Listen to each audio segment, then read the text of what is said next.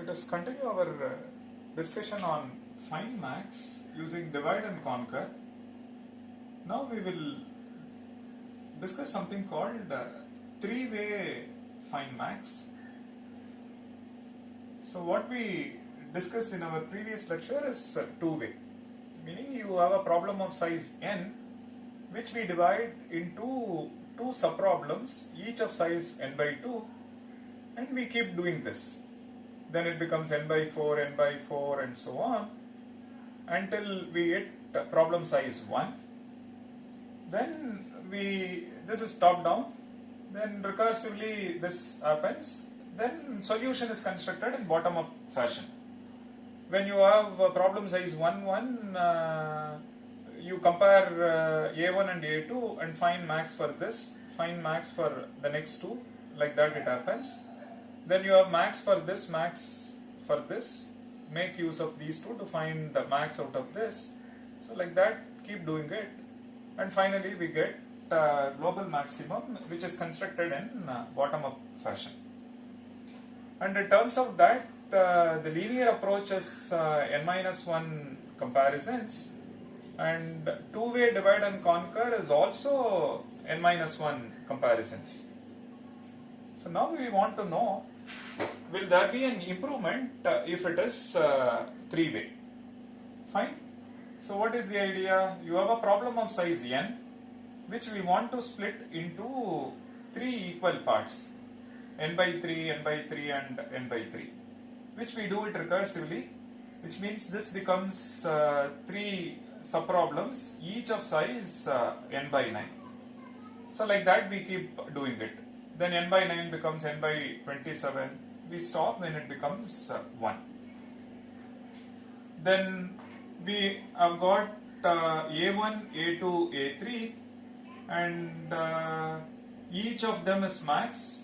And then we find max out of these three that will come over here. Then you have A3, A4, A5, A6, that max will come here. Like that, we will get max for this. Then we make use of these three and find max out of this. And then we keep doing this until we reach the root. So T of n denotes the number of comparisons. This is precisely what number of comparisons to find max in n-sized array. How are we doing it? To compute this, we make three subproblems, each of size n by 3. So which means we get max from this subtree, max from this subtree, max from this subtree. And how many comparisons we need to get this max? That's precisely T of n by 3. Because T of n denotes number of comparisons to find max in an n-sized array. T of n by 3 is number of comparisons to find max in n by 3 sized array. So we get max from this, max from this, max from this. Now with these three, I will have to return max over here. And if there are three elements, how many comparisons we need to get max? We need two comparisons. Fine. So which means T of n is 3t n by 3 plus 2, and when you have got only one element, then there are no comparisons to return max. That itself is your max.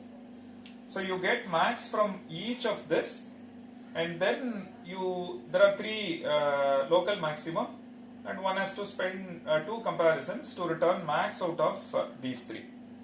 And in general, there are three elements. To find max out of three, we incur two comparisons. That's precisely what I've done.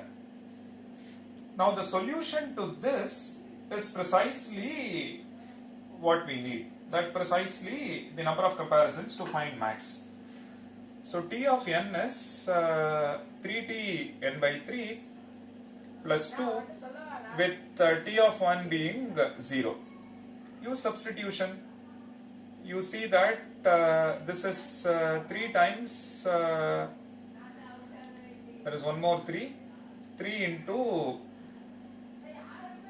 3 times t of n by 9 plus 2 plus 2.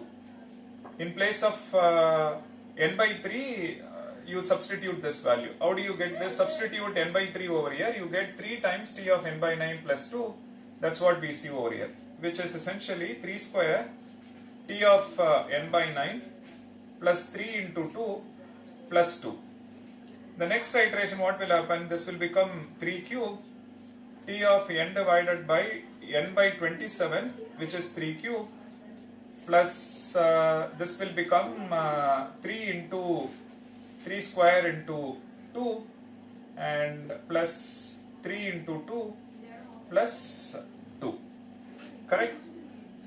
Now after k steps, we see that this will become 3 power k times t of n by 3 power k plus 3 power k minus 1 into 2, so on up to 3 into 2 plus 2.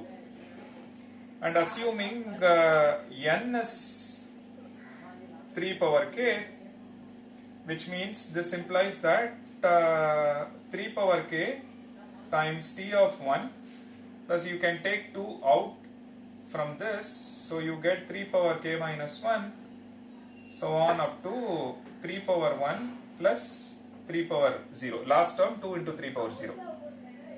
Fine. Now you can see that this can be simplified to, we know that if the problem size is 1, then the number of comparisons is 0. That itself is max. So this term disappears. And what is this? This one is 2 into 3 power k minus 1 divided by 3 minus 1. And which means these two will get cancelled. 3 power k minus 1 is what remains.